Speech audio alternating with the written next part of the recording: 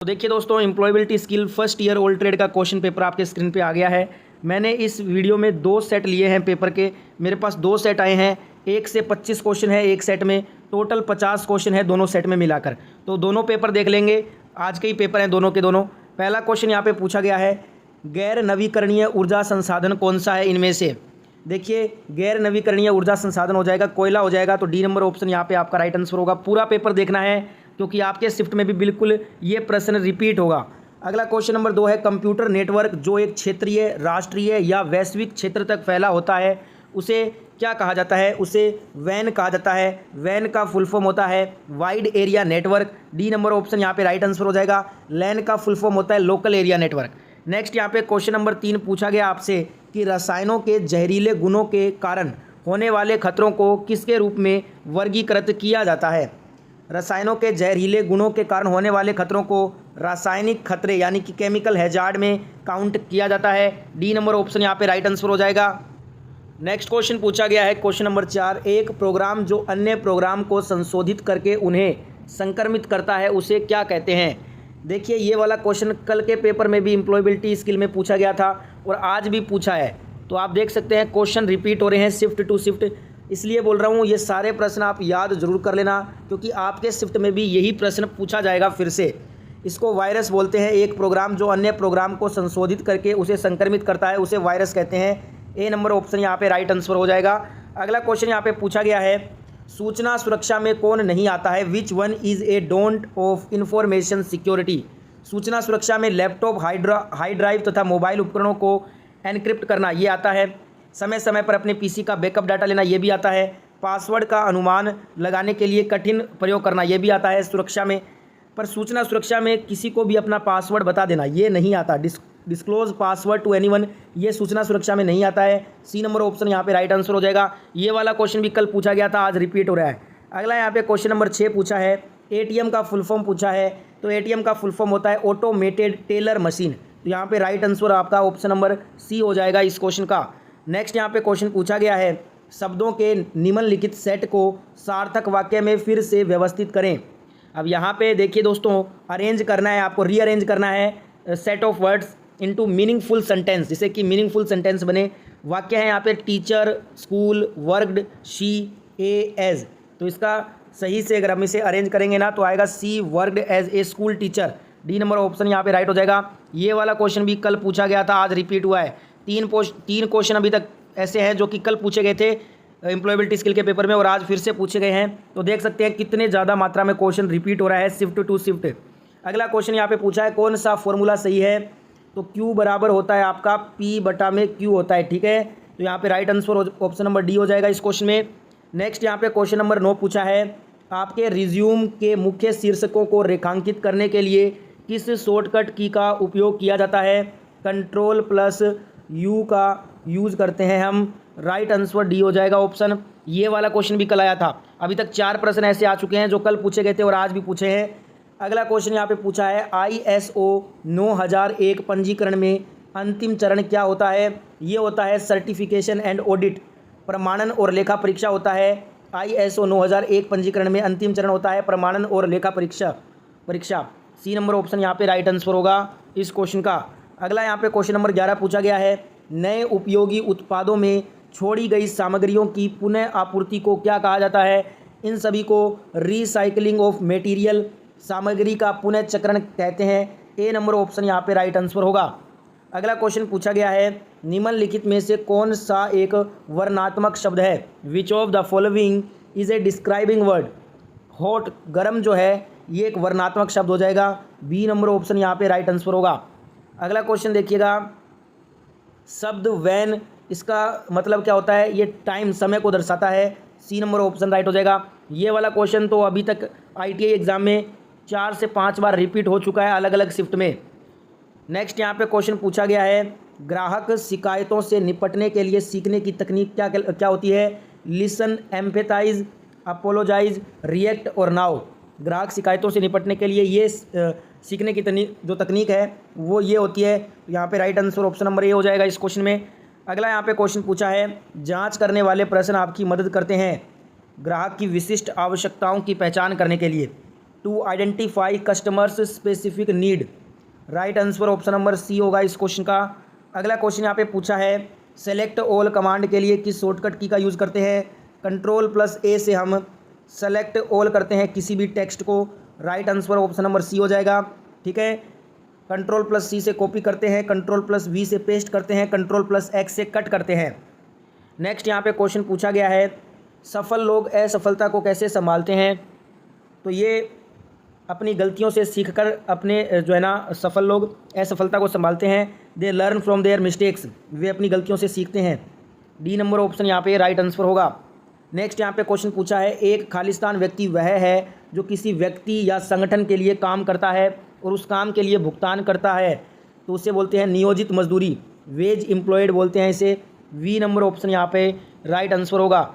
Next यहाँ पे question पूछा है PDCA चक्र में P का मतलब होता है प्लान। ए नंबर ऑप्शन यहाँ पे राइट आंसर हो जाएगा। अगला क्वेश्चन पूछा गया है एंट्री लेवल जॉब का क्या मतलब होता है। यह एक शुरुआती या जूनियर स्तर की नौकरी है। इट इज़ ए स्टार्टिंग और जूनियर लेवल जॉब, इसे बोलते हैं entry level job. B number option यहाँ पे राइट आंसर हो जाएगा। अगला क्वेश्चन पूछा गया है चौथी रो और चौथे कॉलम का सेल एड्रेस क्या होता है। तो ये आपका होता है D4 होता है। Right answer option number C हो जाएगा। बहुत सारे क्वेश्चन आपके एम्प्लॉयबिलिटी में रिपीट हो रहे हैं।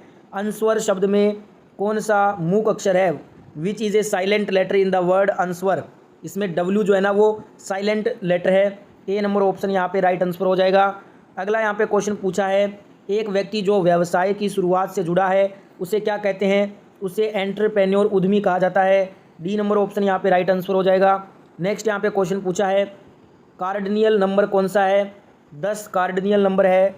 Right answer option number D होगा इस क्वेश्चन का। नेक्स्ट यहाँ पे सेट नंबर 1 का लास्ट क्वेश्चन 25 नंबर क्वेश्चन देखिएगा। SMS का फुल फॉर्म होता है short message service. Right answer option number B हो जाएगा इस क्वेश्चन का।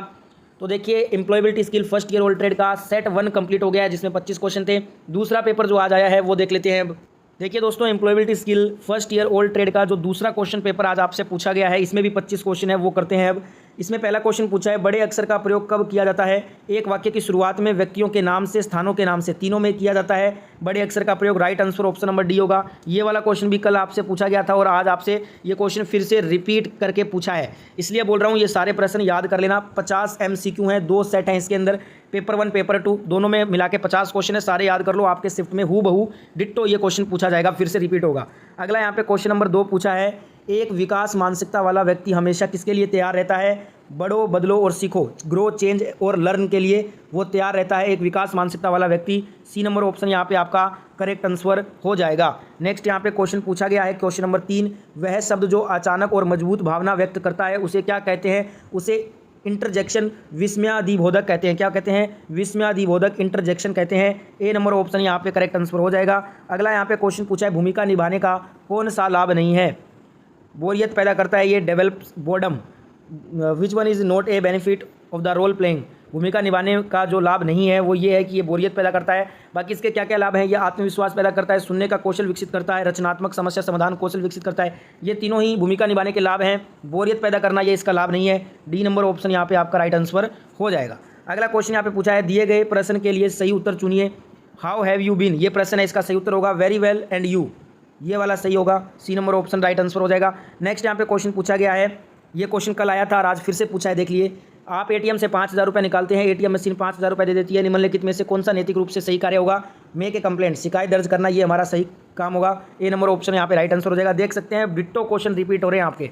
अगला यहाँ पे क्वेश्चन है सीडो का फुल फॉर्म पूछा है। इसका फुल फॉर्म होता है small industries development organisation. Small industries development organisation SIDO का फुल फॉर्म होता है।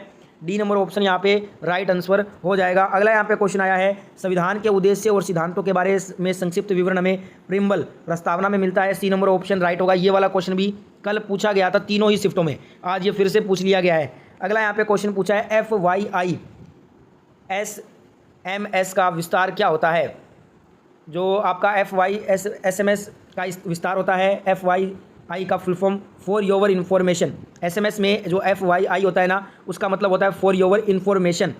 तो right answer option number B हो जाएगा इस क्वेश्चन का। अगला यहाँ पे क्वेश्चन पूछा है कंप्यूटर का मस्तिष्क किसे बोलते हैं। कल ही मैंने आपको बताया था CPU को बोलते हैं, ठीक है। इसमें कंट्रोल यूनिट होता है और ALU यानी कि अर्थमेटिक लॉजिक यूनिट होता है, ठीक है। Right answer option number B हो जाएगा। अगला यहाँ पे सेंट्रल प्रोसेसिंग यूनिट, इसका फुल फॉर्म भी होता है, ध्यान रखिएगा। अगला यहाँ पे क्वेश्चन पूछा है, निम्न में से पब्लिक स्पीकिंग के 3 P का तत्व कौन सा नहीं है? प्रिपेयर है, परफॉर्म है, प्रैक्टिस है, पोजेज नहीं है। डी नंबर ऑप्शन यहाँ पे राइट हो जाएगा। देखिए आपके लिए इतना मेहनत कर रहे हैं तो सभी प्यारे दोस्त एक बार, जितने भी दोस्त देख रहे हो सभी के सभी एक बार वीडियो को लाइक कर दो। जिन्होंने वीडियो को लाइक नहीं किया है सभी के सभी लाइक कर दीजिए। जितने भी आपके दोस्त हैं फर्स्ट ईयर के किसी भी ट्रेड में, सभी तक ये पेपर शेयर करना, क्योंकि ये पेपर आपके दोस्त की मदद कर सकता है। ये पेपर आपके शिफ्ट में आएगा, इसलिए सभी दोस्तों तक ये पेपर शेयर जरूर कीजिएगा, सभी ग्रुप में इसको शेयर कीजिएगा। अगला यहाँ पे क्वेश्चन पूछा है, इनमें से कौन सा सही नहीं है? तो देखिए ऑप्शन बी है, प्रत्येक ग्राहक से समान प्रश्न पूछना, ask each customer the same set of questions, ये सही नहीं है। बाकी ए सी डी ये तीनों स्टेटमेंट सही है, बी नंबर स्टेटमेंट गलत है, तो बी नंबर ऑप्शन यहाँ पे राइट आंसर हो जाएगा। अगला यहाँ पे क्वेश्चन पूछा, निम्न में से कौन एक आर्टिकल नहीं है? तो देखिए द, ए एन और द ये आर्टिकल होते हैं, वहीं इन कोई आर्टिकल नहीं है। डी नंबर ऑप्शन यहाँ पे राइट हो जाएगा, ये एक प्रोपोजिशन में आता है। अगला क्वेश्चन पूछा है, दिए गए वाक्य के लिए उपयुक्त विशेषण के साथ रिक्त स्थान भरें। यहाँ पे आपको fill in the blank with suitable adjective for the given sentence. Sentence है, the little girl dash eyes revealed her mischief. देखिए तो यहाँ पे आएगा ट्विंकलिंग आएगा, the little girl's twinkling eyes revealed her mischief, तो यहाँ पे right answer option number C हो जाएगा। ठीक है। अगला यहाँ पे क्वेश्चन पूछा है, आपकी पहचान को गठित करने में निम्नलिखित में से कौन सा सही है? तो यहाँ पे कौन सा सही नहीं है ये बताना है। मूल्यों, पसंद, अभिनति ये तीनों ही हमारी पहचान को गठित करने में सही होता है। वहीं एक परीक्षा में प्राप्त अंक, marks scored in an exam, ये कोई भी हमारा पहचान को गठित करने में ये शामिल नहीं होता है। वहीं मूल्य, पसंद, अभिनति ये तीनों ओपिनियंस, लाइक्स, वैल्यूज़ ये हमारी पहचान को गठित करते हैं। एक परीक्षा में प्राप्त हुए अंक वो हमारी पहचान को गठित नहीं करते हैं, तो यहाँ पे डी नंबर ऑप्शन हमारा राइट आंसर हो जाएगा। अगला क्वेश्चन यहाँ पे ये है कि ग्राहक शिकायतों से निपटने के लिए सीखने की तकनीक क्या है? Listen, empathise, apologise, react now, ये मैंने आपको अभी करवाया था, ये रिपीट हुआ है। देख लीजिए 2 पेपर करवा रहा हूँ आज, क्वेश्चन आज ही एक दूसरे से पेपर में रिपीट हो रहे हैं, तो सोच सकते हैं आपके शिफ्ट में कितने क्वेश्चन रिपीट होंगे। नेक्स्ट यहाँ पे पूछा है, आमने सामने के संचार में टोन ऑफ वॉइस जो होता है वो कितना होता है? ये 38% होता है। कितना होता है? 38%। Right answer option number B हो जाएगा इस क्वेश्चन का। अगला यहाँ पे क्वेश्चन पूछा है, निम्नलिखित में से कौन एक वर्णात्मक शब्द है? तो ये अभी देखिए, अभी पहला पेपर में ये क्वेश्चन आया था, ये फिर से दूसरे पेपर में भी क्वेश्चन आ गया है। डी नंबर ऑप्शन यहाँ पे करेक्ट हो जाएगा। अगला क्वेश्चन देखिएगा, अगला क्वेश्चन में पूछा है, एक गतिविधि जो तनाव को रोकती है या कम करती है उसे स्ट्रेस बस्टर कहा जाता है। आपके अनुसार निम्नलिखित में से ऐसे कौन एक स्ट्रेस बस्टर नहीं है? समय पर बिस्तर जाना, बागवानी, संगीत सुनना, ये तीनों ही स्ट्रेस बस्टर हैं, स्ट्रेस को दूर करते हैं। वहीं spending long hours thinking about the problem, लंबे समय तक समस्या के बारे में सोचते रहना, ये स्ट्रेस बस्टर में शामिल नहीं है, बल्कि तक ये हमारे स्ट्रेस को और बढ़ाने का काम करेगा। तो यहाँ पे सी नंबर ऑप्शन यहाँ पे राइट आंसर हो जाएगा। अगला क्वेश्चन देखिएगा दोस्तों, अगला क्वेश्चन है, जब आप शिक्षक, परिशिक्षक या पर्यवेक्षक जैसे उच्च अधिकारियों का अभिवादन करते हैं तो आपको किसका उपयोग करना चाहिए? गुड मॉर्निंग का। सी नंबर ऑप्शन यहाँ पे राइट आंसर हो जाएगा। अगला क्वेश्चन देखिएगा, MS एक्सेल में वर्कशीट के संग्रह को किसके रूप में जाना जाता है? MS एक्सेल में वर्कशीट के संग्रह को वर्कबुक के रूप में जाना जाता है। बी नंबर ऑप्शन यहाँ पे राइट आंसर होगा। अगला क्वेश्चन पूछा है, कौन एक सोशल नेटवर्किंग साइट है? तो देखिए आपका जो फेसबुक है ना, ये एक सोशल नेटवर्किंग का साइट है। सी नंबर ऑप्शन यहाँ पे राइट आंसर हो जाएगा। अगला क्वेश्चन पूछा है, जब आप अपना बायोडेटा ईमेल के माध्यम से भेजते हैं तो आप उसे किसके रूप में भेज रहे होते हैं? अटैचमेंट के रूप में। जब भी हम अपना बायोडेटा ईमेल से भेजते हैं ना, तो उसमें हम अटैचमेंट के रूप में अपनी बायोडेटा भेजते हैं, जैसे कि रिज्यूम हो गया, कोई फाइल हो गई, कोई PDF हो गया, उसको अटैच करके उसके साथ में भेजा जाता है। सी नंबर ऑप्शन यहाँ पे करेक्ट आंसर हो जाएगा इस क्वेश्चन में। अगला क्वेश्चन पूछा है, चर्चा शिष्टाचार में डोंट का मतलब क्या होगा? अनावश्यक बहस करना, आर्ग्यू अननेसेसरी, ये चर्चा शिष्टाचार में डोंट होता है, इसको नहीं करना चाहिए। सी नंबर ऑप्शन यहाँ पे राइट हो जाएगा। इस पेपर का लास्ट क्वेश्चन है, तुलनात्मक विशेषण के साथ रिक्त स्थान भरिए। Fill in the blank with comparative adjective, your pencil is dash than mine. तो इसमें सही तुलनात्मक विशेषण आएगा शार्पर आएगा, your pencil is sharper than mine. तो यहाँ पे B number option right answer हो जाएगा। तो ये था employability skill first year old trade के लिए।